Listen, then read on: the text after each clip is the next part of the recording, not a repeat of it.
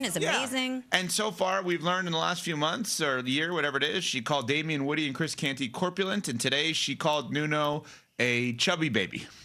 Which I think We're on Sports Tonight here on ESPN Radio. I'm not even going to let you respond because David Dennis Jr. In for Canty today. He and I know that is fact. Yeah, fat little angel baby is what I heard. Yeah. Just 15 But would you rather ago. be a skinny angel baby? Skinny babies are not as cute as babies that have a little size to them.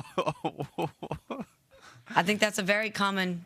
You call them babies ugly? So now skinny babies are ugly.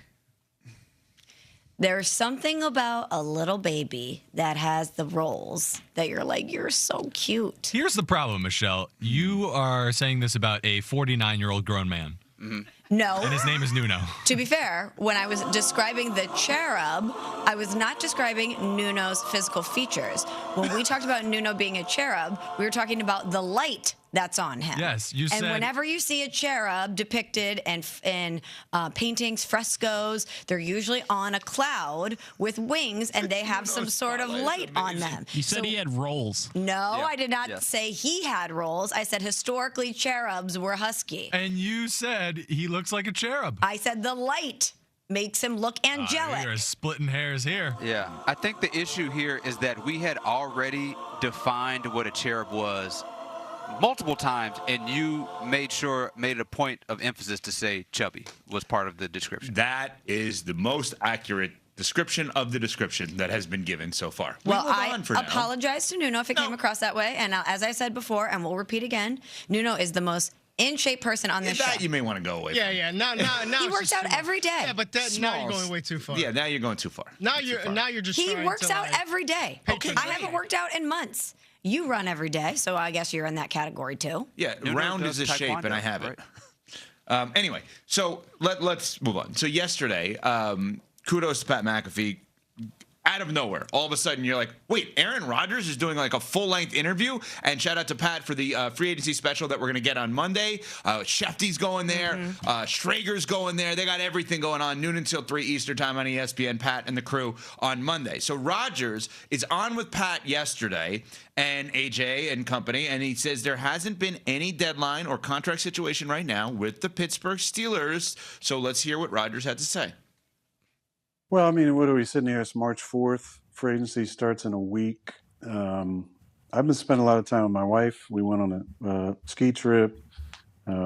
Just been laying low. There's a lot of other things going on with the situation in Malibu that have changed some things. But I've talked to Mike. I've talked to Omar.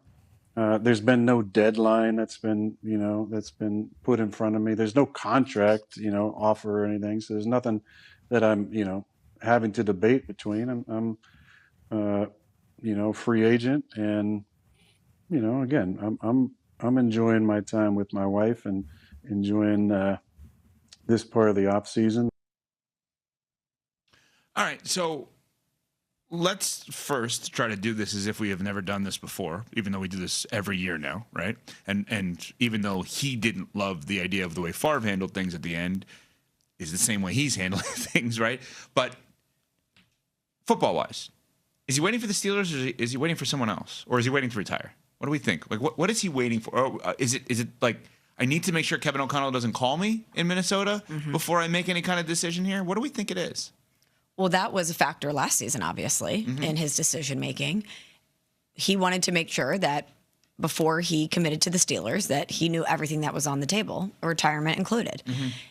And I do respect taking your time because he knows he's got a finite amount of time left in his football life. So he wants to make the best decision for him and obviously his family because he keeps referencing his wife. However, this whole is he or isn't he going to Pittsburgh? Is he or isn't he retiring? We're all in limbo waiting on Aaron Rodgers' decision. I don't know if I can do it again. I don't know if we can do it again. Do we really have this in us one more time to sit here and wait for months? The brass from the Steelers at the Combine said it's not going to be the same as last year. It's not going to take as long. I can promise you that. I don't care what they said. I care what Adam Schefter said, and Adam said that. Meaning they could give us lip service. Adam gives us reporting. That it's not going to take this long? Yeah, Adam said it's not going to be like last year. He said mid-March, if I'm not mistaken, on the podcast, on the Adam Schefter podcast. And we're at the beginning of March. Right. So we'll see what happens in mid-March.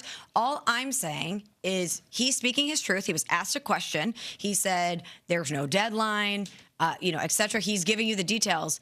But also, it's setting up and sounding like it did last year, where he took his time. So if mid-March comes and goes and we don't have a decision from him yet, I'm going to think that this is going to be a prolonged thing. You two are so very kind. And so, like looking to see the best in people and talking about the football reasons that Aaron Rodgers is doing We this. tried. Is he looking at the Vikings? Is he looking at the scheme and the personnel? This is Aaron Rodgers doing the Aaron Rodgers thing. He does not thinking about that. He is thinking about the news. He's thinking about, I want to be the center of attention. We have been doing this for damn near a decade with Aaron Rodgers, where he is going to draw this out for as long as humanly possible, no matter where he actually wants to go, because this is Aaron Rodgers. We are in the Aaron Rodgers cyclone right now. He's doing the McAfee thing. He's going to be doing whatever else to sort of be in the news as much as possible. This is about just being the center of attention and being in the center of the Aaron Rodgers universe.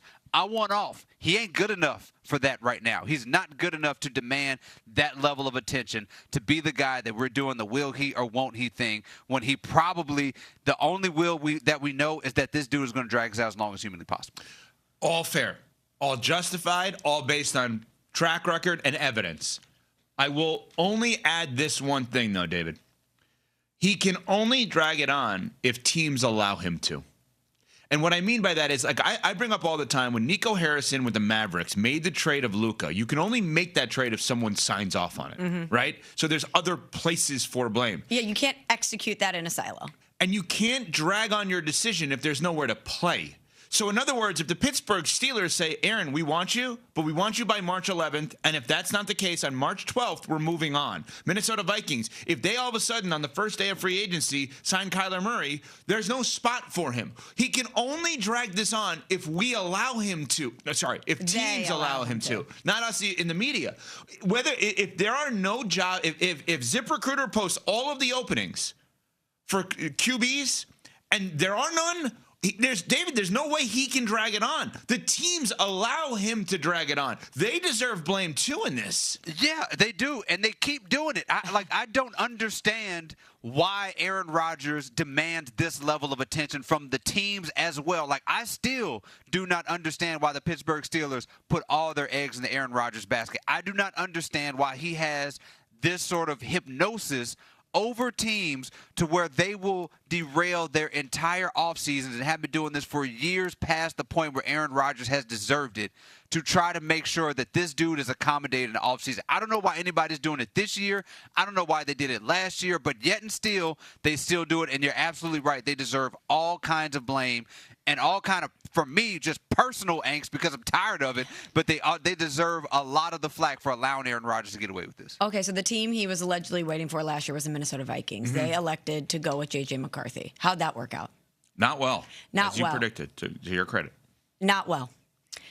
So are we blaming teams for giving him the space to drag it out? Sure. But I think the reason why they do it is because even though he's not peak Aaron Rodgers, there's a level of consistency there. You know, to some level, from a football standpoint, what you're going to get from him. And the other teams that have elected to go in other directions, it was worse than what you would get from Aaron Rodgers. So he's clearly not the long-term solution. And at this stage in the game, based on the production, is he worth all the drama? Perhaps not. But also, the alternative could be really bad. Yeah. So you're trying to win football games to save your job. Look how many guys got fired this year. Yeah. If you're a head coach. At least with Aaron Rodgers, you know there's a certain floor. You know what to expect with him. I think if you took out the name and the history and you just looked at, there is a quarterback with these numbers that played in 2025 that is interested in continuing to play in 2026. He is better numerically than most of the guys we talk about as, could this team get that guy? Could this team get this guy? Just simply numerically, the 24 touchdowns, 7 interceptions, the completion percentage being 14th in the league. Like, is he the best quarterback in the league? No. But there are some stats, not all, some stats that would lead you to think maybe he could be better than an alternative. All of the information, the context that David Dennis Jr. put around it would then lead you towards why are you waiting for all of this? But it's not on Rodgers, and to me, as much as it's on the teams for creating those openings that he could potentially fill. All right, coming up, an all-pro is out, but could another one be in? We'll discuss next. We're on Sportsman.